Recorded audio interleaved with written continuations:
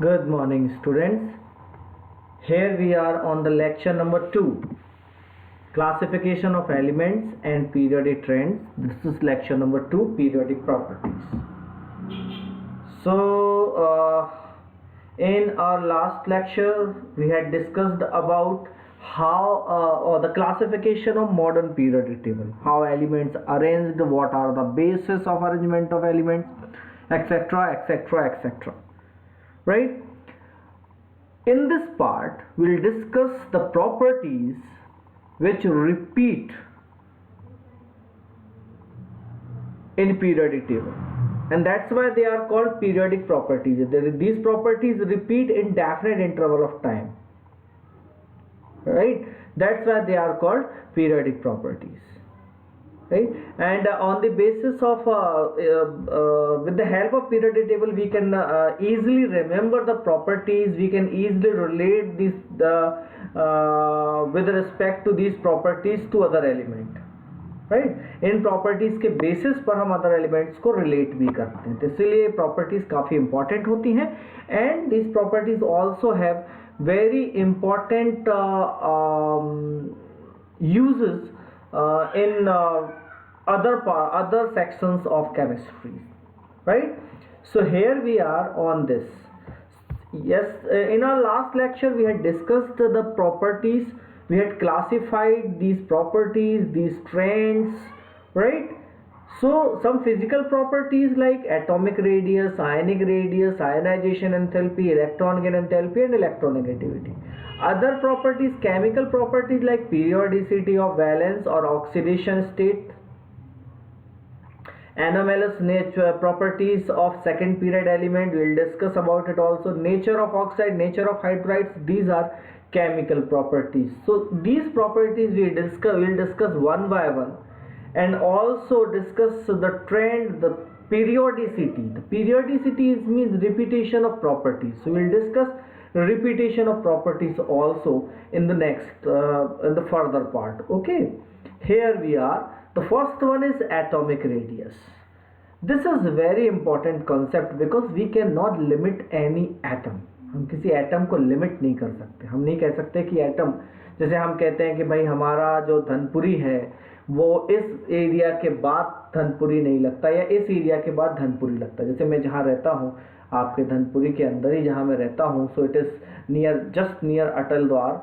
सो या किसी भी आप जोन में रहते हैं आई कैन से, सो उस केस में उस एरिया की एक अपनी लिमिटेशन होती है. तो अगर हमें उस एरिया की, उस जोन की, उस एरिया की रेडियस हमें बतानी हो तो हम उस लिमिट तक, सेंटर से उस लिमिट तक की डिस्टेंस, एरियल डिस्टेंस काउंट कर लेंगे और हमें उसकी रेडियस पता चल जाएगी. हमें किसी सर्किल की रेडियस पता करनी होती है तो हम यही करते हैं. बट एटम जो है ना तो एक सर्किल है, ना ही एक स्फीयर है, ना ही एक एरिया है, कोई लिमिट नहीं है.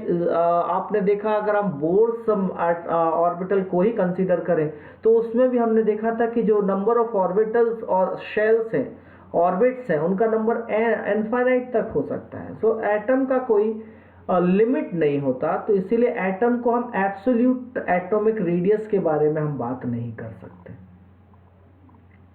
Right, so we can find radius of an atom with the help of various other radiuses like covalent radius, metallic radius, van der Waals radius. इनके बेसिस पर, तो इन्हें फिर हम एटॉमिक रेडियस के टाइप्स ही कह देते हैं. राइट, सो इस तरीके से कोवेलेंट रेडियस कैसे फाइंड करेंगे? कोवेलेंट बॉन्डेड मॉलिक्यूल्स होंगे, उनके हेल्प से. मेटेलिक रेडियस फाइंड कैसे करेंगे? मेटल्स में जो एटम्स अरेंज होंगे उनके बेसिस पे. वैन डर वाल रेडियस कैसे फाइंड करेंगे? सो सबके अपने अपने बेसिस होते हैं और उस बेस पर ही हम रेडियस फाइंड कर सकते हैं. Right, so let me see the definitions for the atomic radius, various type of atomic radius. You can see the first one, the half of the distance between the nucleus of covalently bonded atoms of a molecule is termed as covalent radius. You can see here like hydrogen molecule. We know very well that hydrogen molecule is covalent molecule. Yes or no? You know or not? Yes, you know, right? So these two, this is one hydrogen and this is another hydrogen, one atoms of both is shared and hydrogen molecule बन गया। अब हम ये मानते हैं कि दोनों का सेंटर यहाँ है, तो दोनों के सेंटर के बीच की डिस्टेंस का अगर हम हाफ कर लेंगे, कोवेलेंटली मॉलिक्यूल्स में जो दो एटम्स हैं उनके न्यूक्लियस के बीच की डिस्टेंस का हाफ कर लेंगे तो हमें रेडियस ऑफ एटम मिल जाएगा। अगर हम इस पूरी रेडियस को यहाँ से यहाँ रेडियस को d मानते हैं, ये रेडियस हम पूरी यहाँ से यहाँ d मानते हैं, this is a atom and this is again A atom, hydrogen hydrogen है, सेम एटम अगर है तो D A A, so this will be D A A is equal to 2RA. So RA is equal to DAA divided by 2. तो हम इस तरीके से दोनों जो भी अगर दोनों के सेंटर के बीच की डिस्टेंस हमें गिवन है तो उसका यूज करके और हम जो होमो एटॉमिक मॉलिक्यूल्स हैं उनके लिए रेडियस फाइंड कर सकते हैं, कोई प्रॉब्लम नहीं है। बट हेट्रोएटॉमिक जैसे होमोएटॉमिक में क्या Cl2, Br2, I2, O2, N2 सबके लिए कर सकते हैं, बट हेट्रोएटॉमिक में है that is not given in a book but I am sharing with you. Heteroatomic like HCl है, तो HCl में क्या होता है, हाइड्रोजन छोटे साइज का एटम होता है, क्लोरीन बड़े साइज का एटम होता है, तो ऐसे कंडीशन में हम अगर फाइंड भी करेंगे तो फेयर नहीं होगा, right? Yes or no? So in that condition हम क्या करते हैं, HCl is again a covalent molecule, दोनों भी शेयरिंग से ही बनते हैं, बट यहाँ थोड़ा सा हमें ध्यान देना होता है। Let this is A atom, this is B atom, so DAB is equal to RA plus RB minus 0.09 और XA माइनस XB। XA और XB के बारे में आपसे शेयर करूंगा। XA और XB उनकी इलेक्ट्रोनेगेटिविटीज हैं, तो ये फॉर्मूला यूज करते हैं। So this is about formula, this is not मतलब आपके स्कूल एग्जामिनेशन से रिलेटेड बिल्कुल भी नहीं है, बट आपको जनरल इंफॉर्मेशन के लिए मैंने ये बताया। हेट्रोएटॉमिक के लिए, होमोएटॉमिक के लिए तो आधा कर देंगे, हाफ कर देंगे तो वो हो जाएगा। So definition is mostly applicable for homoatomic, this definition, slight difference in heteroatomic. The half of the distance between the nucleus of covalently bonded atoms of a molecule is termed as covalent radius. Similarly, in metallic radius, the half of the distance between nucleus of atoms placed in crystal known as metal, or I can say metallic crystal. मैं यहाँ ये भी लिख सकता हूँ metallic crystal, right? Metallic crystal known as metallic radius. I know आपने metallic radius को या मेटेलिक क्रिस्टल्स को बहुत ज़्यादा नहीं पढ़ा है, बट आगे के समय में आप उसे और पढ़ेंगे। But here I am comfortable to share with you that अगर हम बात कर रहे हैं किसी सॉलिड में या मेटल्स में, तो मेटल्स में कैसे होते हैं, एटम्स एक के बाजू एक इस तरीके से रखे होते हैं, राइट? एक के बाजू एक इस तरीके से एटम्स अरेंज्ड होते हैं मेटल में। सो जो दो एटम्स हैं, नेबरिंग जो दो एटम्स हैं, उनके न्यूक्लियस के बीच की डिस्टेंस का अगर हम हाफ ले लेंगे, so that would be considered, दो मेटेलिक एटम के न्यूक्लियस के बीच की डिस्टेंस का half, that would be considered as metallic radius. Is it okay now? So the half of the distance between the nucleus of atoms, neighboring atoms, nucleus of neighboring atom, neighboring atoms placed in metallic crystal known as metallic radius. I think it is now very much clear, right? Yes or no? So जो neighboring atoms होते हैं, neighboring अपना सही था, right? Neighbouring atoms जो होते हैं उनके बीच की जो डिस्टेंस होती है उसका अगर हम हाफ कर देते हैं, so that would be what we called metallic radius. Metallic radius के बारे में क्लास 12th में पहला ही चैप्टर सॉलिड स्टेट में आप बहुत अच्छे तरीके से पढ़ेंगे। Okay, now so now third is van der Waals radius. This is generally for few significant for noble gases only, बाकी सबके लिए उतना यूज इसका नहीं होता है। So what is it? it is actually the half of the distance between nucleus of nearest covalently bonded atoms of molecules is termed as van der Waals radius, or I can say it is also termed as the half of the distance between the nucleus of atoms of molecules is termed as, covalently की बात नहीं होगी, atoms of molecules is termed as van der Waals radius. I'm sharing this generally according to definition. There is two molecule of hydrogen. Let's see, this is one molecule of hydrogen. अच्छे से बना लेते हैं. This is one molecule of hydrogen, okay, and this is another molecule of hydrogen, okay. And जब ये solidify हो जाएगा, कैसा हो जाएगा, ये सॉलिडिफाई होगा जो भी गैस है, तो उस कंडीशन में जो दो मॉलिक्यूल्स हैं उनके एटम्स जो हैं, नियरेस्ट जो मॉलिक्यूल्स हैं उनके बीच की डिस्टेंस का half, that will be termed as van der Waals radius. Why van der Waals radius is introduced? It is introduced actually for noble gases. Noble gases are monoatomic molecules. तो जो वो molecules होते हैं, उनके monoatomic molecules होते हैं, उनके बीच की distance का half जो है वो consider किया जाता है solid state में. So that is van der Waals radius. Remember it.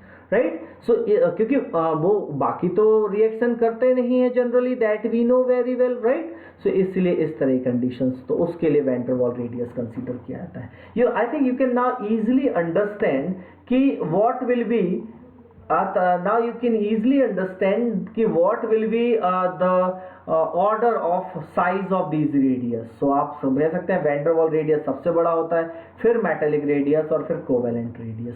Generally non metals की जो रेडियस आइडेंटिफाई की जाती है वो with the help of covalent radius find की जाती है. एटॉमिक रेडियस, नॉन मेटल्स के एटॉमिक रेडियस कोवेलेंट रेडियस की तरह कंसीडर होती है, राइट. मेटल्स के लिए मेटेलिक रेडियस का यूज किया जाता है और नोबल गैसेस के लिए वैन डर वाल्स रेडियस का यूज किया जाता है. बिकॉज नोबल गैसेस जो है वो solid, they are not metal.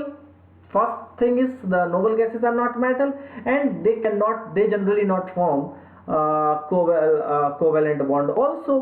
तो इसके उनके लिए अलग से इंट्रोड्यूस किया था van der Waals radius, right. Yeah, the periodicity of atomic structure, atomic radius, I must write it in here. Atomic radius, the periodicity of atomic radius. Periodicity, it means how it is vary in a period.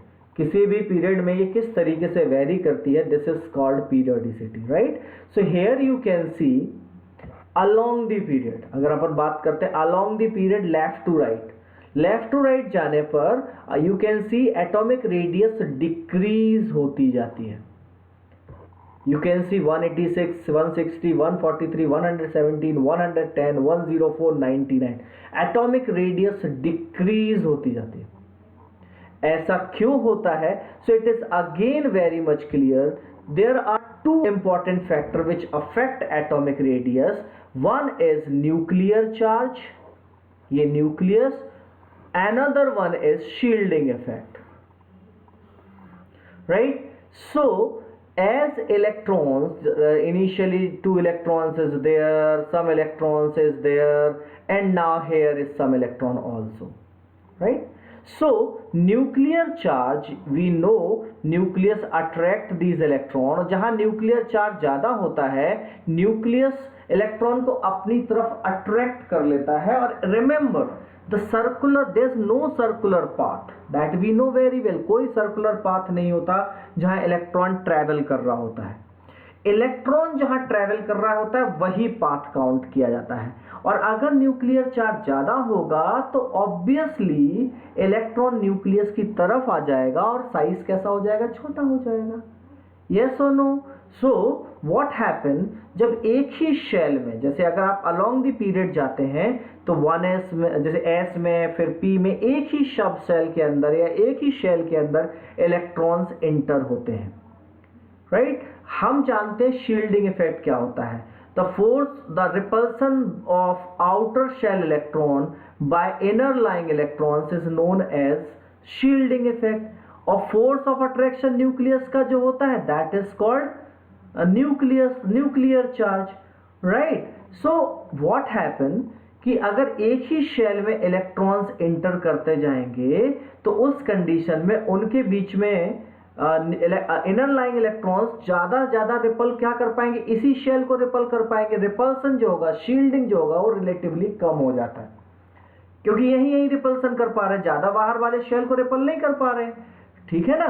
तो इस कारण से क्या होता है, along the period जब हम move करते हैं तो देखिए एक बात हमेशा याद रखिएगा, along the period from left to right nuclear charge भी इंक्रीज होगा और शील्डिंग इफेक्ट भी इंक्रीज होगा, कम कोई भी नहीं होगा, है ना। We can easily understand it. यहां देखिए मैं आपको बहुत क्लियर, न्यूक्लियस में जैसे जैसे आप along the period left to right जाएंगे, नंबर ऑफ प्रोटॉन्स न्यूक्लियस में बढ़ते जाएंगे कि नहीं बढ़ते जाएंगे, ठीक है। तो नंबर ऑफ प्रोटॉन्स न्यूक्लियस में बढ़ते जाएंगे तो ऑब्वियसली न्यूक्लियर चार्ज तो बढ़ेगा ही बढ़ेगा, इसमें मेरे ख्याल से कोई डाउट नहीं होना चाहिए। और जिस शेल की हम बात कर रहे हैं वहां पर इलेक्ट्रॉन्स भी बढ़ेंगे तो इलेक्ट्रॉन्स में रिपल्सन भी बढ़ेगा, राइट। तो इंक्रीज दोनों ही होंगे, लेकिन जो न्यूक्लियर चार्ज है उसमें इंक्रीज ज्यादा देखने को मिलता है। क्यों? क्योंकि इलेक्ट्रॉन एक ही शेल में इंटर कर रहे हैं और उस शेल में इंटर करने के कारण से शील्डिंग में बहुत बड़ा चेंज दे, क्योंकि ऑब्वियसली इसी शेल के इलेक्ट्रॉन इस शेल के इलेक्ट्रॉन से रिपल हो रहे हैं और कुछ चेंज हो ही नहीं रहा है, यही इलेक्ट्रॉन आ रहा है, इन्हीं से रिपल्स हो रहा है। जैसे पहले दिस इज न्यूक्लियस, राइट, ये पहला इलेक्ट्रॉन आया, यहां पर पहले से ऑलरेडी इलेक्ट्रॉन है, ठीक है, पहला इलेक्ट्रॉन आया तो ये इसको रिपल कर रहे हैं, फिर इलेक्ट्रॉन आया तो ये इसको रिपल कर रहे हैं, फिर इलेक्ट्रॉन आया फिर रिपल कर रहे हैं, फिर इलेक्ट्रॉन आया तो रिपल, तो रिपल करने वाले इलेक्ट्रॉन सेम ही है, उनमें कोई फर्क नहीं पड़ रहा है, राइट। और इस कारण से ऑब्वियसली शील्डिंग में बहुत बड़ा चेंज नहीं आता, जबकि न्यूक्लियस में प्रोटॉन लगातार बढ़ रहे हैं तो जो न्यूक्लियस में मतलब शील्डिंग में उतना सिग्निफिकेंट चेंज नहीं आता, बट न्यूक्लियर चार्ज में सिग्निफिकेंट चेंज देखने को मिलता है। और उस कारण से for the same reason left to right जाने पर न्यूक्लियर चार्ज ज्यादा होता है और साइज छोटा होता जाता है, राइट। लेकिन जब डाउन द ग्रुप हम जाते हैं या डाउन द ग्रुप हम किसी एलिमेंट की बात करते हैं तो अगेन चलिए देखते हैं, अब यहां इलेक्ट्रॉन थे, ओके, दूसरा ये शेल है जहां कुछ इलेक्ट्रॉन थे। अब देखिए डाउन द ग्रुप में क्या होता है, डाउन द ग्रुप जब आप मूव करते हैं तो नया शेल ऐड होता है, और जब नया शेल ऐड होगा, मान लीजिए इस कंडीशन में है तो ये देखिए अगर ये शेल है तो इसको ये इलेक्ट्रॉन रिपल कर रहे हैं, लेकिन जब ये शेल होगा तो ये सारे इलेक्ट्रॉन उससे रिपल करेंगे, और नया शेल आएगा तो ये अंदर वाले सारे इलेक्ट्रॉन उसे रिपल करेंगे। तो inner lying electron, the force of repulsion by inner lying electron to the outer shell electron is termed as shielding effect, right. So जैसे जैसे नया शेल आता है शील्डिंग इफेक्ट काफी तेजी से बढ़ता है, तो शील्डिंग इफेक्ट ज्यादा बढ़ेगा, so that we know Z effective is equal to क्या होता है, Z माइनस सिग्मा। तो अगर Z ज्यादा बढ़ेगा तो Z इफेक्टिव ज्यादा बढ़ेगा, साइज छोटा हो जाएगा। क्यों छोटा हो जाएगा? क्योंकि न्यूक्लियस इलेक्ट्रॉन को अपनी तरफ पुल कर लेगा और इलेक्ट्रॉन अंदर आएगा तो उसका जो सर्कुलर पाथ है वो भी अंदर आएगा। ये कुछ इस तरीके से है कि अगर आप एक ग्राउंड में दौड़ रहे हैं, ठीक है, और कोई लाइंस ड्रॉ नहीं है, तो आप जैसे जैसे अंदर की तरफ आते जाएंगे, सेंटर की तरफ, ग्राउंड की तरफ आते जाएंगे, उसकी रेडियस कैसी होती जाएगी, छोटी होती जाएगी। जैसे जैसे आप दूर जाएंगे रेडियस बड़ी होती जाएगी, हाँ या ना? तो बिल्कुल वैसा ही है, ठीक है। कोई सर्कुलर पाथ एटम के चारों तरफ डिफाइंड नहीं होता क्वांटम मैकेनिकल मॉडल के अकॉर्डिंग, राइट। और इसीलिए वहां पर हम ये बात नहीं करते। तो सीधी सी बात है, फोर्स Z इफेक्टिव ज्यादा हो जाता है अलोंग द पीरियड और शील्डिंग ज्यादा हो जाता है डाउन द ग्रुप। जहां पर शील्डिंग ज्यादा बढ़ता है वहां पर इफेक्टिव न्यूक्लियर चार्ज कम हो जाता है, साइज बड़ा हो जाता है। जहां पर शील्डिंग कम बढ़ता है, न्यूक्लियर चार्ज ज्यादा बढ़ता है, वहां Z इफेक्टिव ज्यादा हो जाता है और साइज छोटा हो जाता है। तो एक यही चीज आप यहां चेक कर सकते हैं in this case. It is very much clear, I think. अगर आप ध्यान से देखें तो आपको बहुत आसानी से समझ में आएगा कि कैसे साइज रिड्यूस होता है। और reason I had written over there already because effective nuclear charge more increase along the period as compare to shielding effect. But down the group you can see 152, 186, 231, 244, 262, 64, 99, 114, 133, 140। मैंने यहाँ पर फर्स्ट ग्रुप और 17 group के लिए compare किया है। आप देख रहे हैं साइज बढ़ता है, तो ऐसा क्यों होता है? Because shielding effect is more increase as compare to nuclear charge. I must write this is nuclear charge, not Z effective. Z effect तो फाइनल रिजल्ट है, जेड इफेक्टिव तो क्या है? फाइनल रिजल्ट है। तो इफेक्टिव न्यूक्लियर चार्ज जब shielding बढ़ेगा तो इफेक्टिव न्यूक्लियर चार्ज रिलेटिवली कम हो जाएगा, ठीक है, और जब शील्डिंग कम होगा तो इफेक्टिव न्यूक्लियर चार्ज रिलेटिवली बढ़ जाएगा। तो we could write it as hence effective nuclear charge, hence effective nuclear charge, effective nuclear charge increase, बराबर। और यहां पर क्या हो जाएगा? Hence effective nuclear charge, effective nuclear charge decrease. Okay, yes or no? I think this is very easy to understand now, right? हमने बात की कोवेलेंट मॉलिक्यूल्स जो नॉन मेटल्स होते हैं उनकी कोवेलेंट रेडियस के बारे में। We had also discussed about metallic radius, even we had discussed about the radius of noble gases also. But शायद आपको याद हो कि आयनिक कंपाउंड के बारे में हमने कोई बात नहीं की। सो आयनिक कंपाउंड में क्या होता है? आयंस होते हैं, atoms, some atoms can gain electrons, they turn into anion. Some atoms can lose electron, they turn into cations, right? So how could we find, what is the periodicity and how can we analyze the ionic radiuses, right? So ionic radius, what is ionic radius now? Ionic compounds जो होते हैं वो आयनिक crystals बनाते हैं, और आयनिक crystals generally ionic compounds room temperature पर भी generally solid states में देखने को मिलते हैं, that we know very well. तो ionic crystal, solid ionic crystals जो होते हैं, आयनिक क्रिस्टल, मेटेलिक क्रिस्टल्स की हमने बात की है, ऐसी आयनिक क्रिस्टल्स में भी आयंस अरेंज्ड होते हैं, राइट? और on that basis we can calculate the radius of ion. Sodium chloride का क्रिस्टल होता है, बहुत सारे क्रिस्टल्स होते हैं आयनिक क्रिस्टल्स में। So we can calculate the ionic radius with the help of estimate by the measuring distance between cation and anion in ionic crystal. Ionic crystal में जो कैटायन एंड एनायन की जो radiuses होती हैं उनके basis पर, उनके बीच की जो डिस्टेंस होती है उसके बेसिस पर हम ये कैलकुलेट करते हैं। It is very simple method in class 12th. This is included in class 12th for you, right? But we can here compare the size of ions, right? We can compare the size of ions here. How? Remember, अगर मैं आपसे बात कर रहा हूं cation की, चलिए एक छोटी सी चीज पर पहले बात करते हैं, उसके बाद हम अगले पॉइंट पर भी जाएंगे।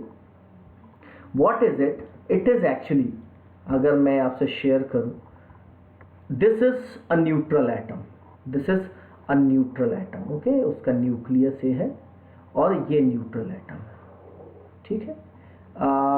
मैंने न्यूक्लियस ले लिया और ये न्यूट्रल एटम ले लिया। हमेशा नंबर ऑफ इलेक्ट्रॉन्स और नंबर ऑफ प्रोटॉन्स और नंबर ऑफ इलेक्ट्रॉन्स बराबर होते हैं। यहाँ जो भी इलेक्ट्रॉन्स यहाँ पर भी एक इलेक्ट्रॉन है, यहाँ पर भी एक इलेक्ट्रॉन है, what ever the number of electrons, यहाँ पर भी इलेक्ट्रॉन्स और नंबर ऑफ प्रोटॉन्स यहाँ होते हैं। अगर यहाँ पर मैंने कहा 3 और 3 6 इलेक्ट्रॉन्स हैं, तो उसका मतलब 6 प्रोटॉन्स यहाँ भी होंगे न्यूक्लियस में। न्यूक्लियस में कितने प्रोटॉन होंगे? 6 प्रोटॉन। अब अगर ये कैटाइन बनाएगा, if it form cation it means it loose electron. अगर एक इलेक्ट्रॉन ये लूज करेगा तब क्या हो जाएगा? अब अगर इसने एक इलेक्ट्रॉन लूज किया तो क्या हो जाएगा भाई? ये न्यूक्लियस है इसका और एक इलेक्ट्रॉन इसने लूज कर दिया। तो 6 प्रोटॉन रहेंगे, नो डाउट। प्रोटॉन तो बाहर नहीं जा रहे ना, पहले 4 इलेक्ट्रॉन थे, यहां पर 2 इलेक्ट्रॉन, अब इलेक्ट्रॉन कितने हो गए 5, यस और नो। सो 6 प्रोटॉन को पहले 6 प्रोटॉन पहले 6 इलेक्ट्रॉन को पुल कर रहे थे, अब 6 प्रोटॉन 5 इलेक्ट्रॉन को पुल कर रहे हैं। It means whenever neutral atom convert into cation, the nuclear charge increase.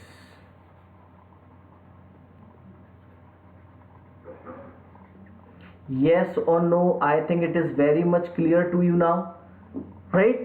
Similarly, अगर कोई एटम है यहाँ पर, मैं इसी एटम की तरह एक 1 इलेक्ट्रॉन, अगर ये यहाँ तो इसमें बट एक 1 electron, in that condition what would happen, this is nucleus, यहाँ कोई प्रॉब्लम नहीं है, ये फर्स्ट शेल, ये second shell, right. Here is 2 electron, still here is 2 electron, 1 2 3 4 and 5 electrons are here.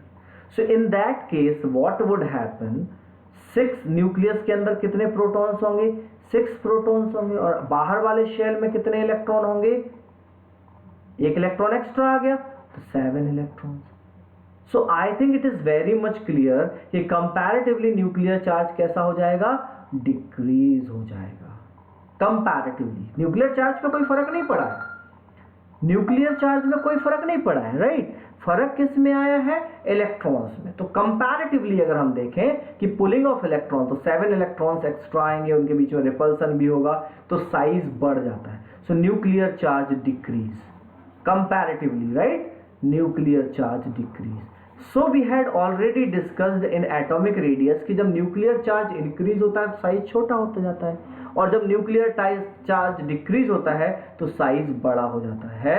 तो आयनिक, तो रेडियस क्या हो जाएगा, रेडियस डिक्रीज, रेडियस क्या हो जाएगा, डिक्रीज, और यहां पर क्या हो जाएगा, रेडियस इंक्रीज। इट्स लाइक कि जब मम्मी का चार्ज होता है ना, मम्मी से हम सभी डरते हैं, मम्मी के से उतना फर्क नहीं पड़ता उनकी डांट पे, तो हम इधर उधर भाग रहे होते हैं, हमारे साइज, हमारा जो बॉन्डरिंग एरिया है वो बड़ा हो जाता है। लेकिन जैसे ही पापा घर पे आते हैं, मोस्ट और फिर भी ऑब्वियसली, तो हमारा जो साइज है, हमारा जो रेडियस है, वो अंदर जो है वो पहुंच जाती है घर के अंदर है। यस और नो?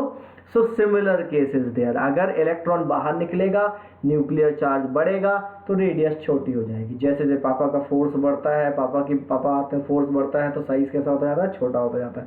तो जैसे जैसे न्यूक्लियर चार्ज बढ़ेगा साइज छोटा होता जाएगा, जैसे जैसे न्यूक्लियर चार्ज कम होगा साइज बड़ा होता जाएगा, right. It is very much clear. So I mean to say that if any atom lose electron and convert into cation, in that case its size decrease. If any atom take electron and convert into anion, its size increase. तो anion का size generally cation से बड़ा होता है, और cation anion का size cation से तो obviously बड़ा होता है, anion का size neutral atom से बड़ा होता है, और एनाइन का साइज न्यूट्रल एटम से बड़ा होता है, और न्यूट्रल एटम का साइज कैटाइन से बड़ा होता है, यानी कैटाइन का साइज न्यूट्रल एटम से छोटा होता है। Is it okay? I think it is very much clear to you all. तो ये हमें हमेशा याद रखना है, it is very very very important, right. Here I share with you what one important term you need to know, that is isoelectronic species.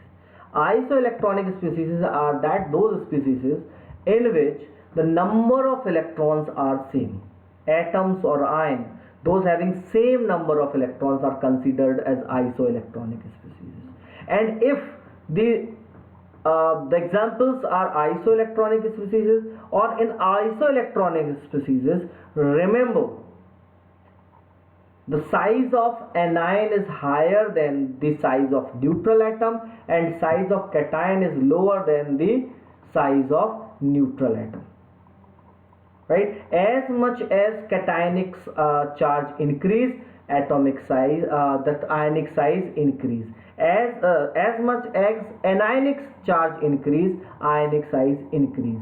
As much as cationic charge increase, ionic charge decrease. You can see I have shared some two examples here. In this one example was here also. This is N3 minus. First हम देखेंगे कैसे iso electronic है. N3 minus, then P3 minus, P2 sorry N3 minus, then S2 minus, then Cl N3 minus, O2 minus, F minus, Ne, then Na plus, then obviously then Mg2 plus, and then Al3 plus. Okay, so we know the atomic number of nitrogen. जो इनके atomic number हो, देखिए चाहे वो cation हो या anion हो, any atom cation, if any atom form cation or anion, whatever, atomic number is always constant and it is always equal to proton. That's why हम हमेशा it is always equal to number of protons, है ना. तो इसीलिए हम हमेशा जब भी डिफाइन करते हैं तो हम कहते हैं atomic number is equal to number of proton और number of electron in neutral atom.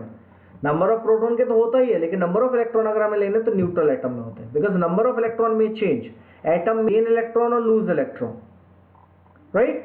So here अगर हम देखें तो नंबर ऑफ प्रोटॉन्स की बात करते हैं, right. So number of proton के एटॉमिक नंबर होंगे. नाइट्रोजन का एटॉमिक नंबर क्या होता है? 7, ऑक्सीजन का 8, फ्लोरीन का 9, नियॉन का 10, सोडियम का 11, मैग्नीशियम का 12, एल्यूमिनियम का 30. और न्यूट्रल अगर एटम की बात करें तो उतने ही इलेक्ट्रॉन भी होंगे, लेकिन अगर एक्स्ट्रा ले लिया तब क्या होगा? तो नाइट्रोजन ने कितने एक्स्ट्रा ले लिए? 3. सो इसमें नंबर ऑफ इलेक्ट्रॉन कितने हो गए? 10. इसमें कितने हो गए? 10. इसमें कितने हो गए? 10. इसमें कितने हैं? 10. इसमें 11 थे, एक कम हो गया 10. इसमें 12 थे, 2 कम हो गए 10. इसमें 13 थे, 3 कम हो गए 10. So these all are isoelectronic. So अगर आइसो इलेक्ट्रॉनिक है, so in that case you can easily understand now 7 protons are pulling 10 electrons. So obviously this is unfair, right. और इस कारण से साइज बड़ा होता है, लेकिन यहाँ देखिए 13 प्रोटॉन 10 इलेक्ट्रॉन्स, तो ऑब्वियसली साइज छोटा होता जाता है. सो आइसो इलेक्ट्रॉनिक स्पीसीज के लिए आप यूज कर सकते हैं कि जो एनायन है उसका साइज बड़ा होगा और कैटायन का साइज छोटा होगा. बाकी other cases those are not isoelectronic. आप general trend along the period size decrease होगा और down the group size increase होगा. For example, अगर if we have O2 minus, P3 minus and Ca2 plus, so P3 minus and Ca2 plus are isoelectronic. You can check. तो उनको हम compare कर सकते हैं, बाकी इसको इनके साथ कंपेयर नहीं कर सकते हैं. So what is the order of radius? P3 minus, Ca2 plus and O2 minus. Remember it is very very important, right. So iso electronic को हम कंपेयर कर सकते हैं, बाकी को हम जनरल ट्रेंड जो है उसी के बेसिस पर कंपेयर करते हैं. I think it is very much clear to you now. So this is about ionic radius. Thank you for today.